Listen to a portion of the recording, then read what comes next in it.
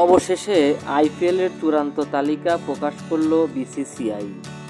নিলামের জন্য মোট 1575 ক্রিকেটারের নাম তালিকা করলেও নাম বেছে নিয়েছে 574 জন ক্রিকেটারের।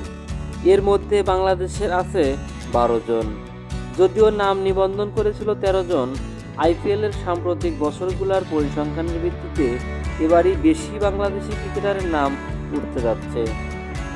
কোনো ক্রিকেটার নিলামের জন্য চূড়ান্ত হয়েছেন, তাদের মধ্যে কার কার মূল্য, ভিত্তি মূল্য কত, সবই এবার প্রকাশ করা হয়েছে। বেছে নেওয়া 574 জনের মধ্যে ভারতীয় 366 জন, বিদেশি 208 জন। নিলাম 208 জন এবং বিদেশি 12 জন ক্রিকেটারের সুযোগ রয়েছে।